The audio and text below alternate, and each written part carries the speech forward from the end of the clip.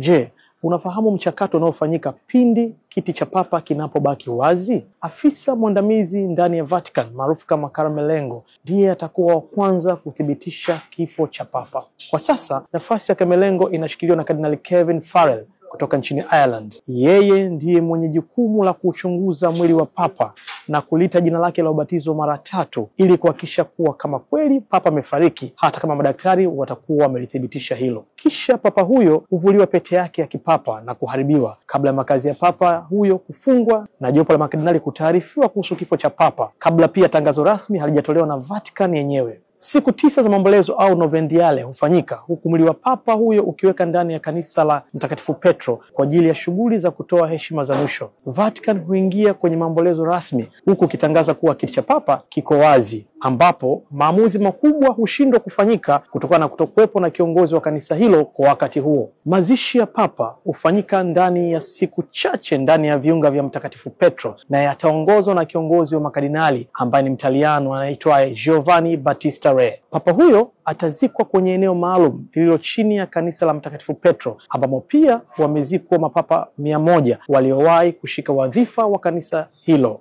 Wiki 3 baada ya maziko ya papa, makardinali hukutana katika kanisa la Sistine kwa ajili ya mchakato wa kumchagua papa mpya ambaye hutokea kati ya makardinali hao, utaratibu ambao umedumu sasa kwa miaka 700. Zoezi la upigaji kura ni la siri sana, likihusisha makardinali wenye umri chini ya miaka 80. Jumla ya makardinali 120 wanatarajiwa kushiriki mchakato huo, huku kanisa Katoliki duniani likiwa na makardinali 252 hadi kufikia mwezi Januari mwaka 2025. Zoezi hilo hufanyika mara 4 hadi kardinali anayewania nafasi hiyo apate 2/3 ya kura zote zinazopigwa.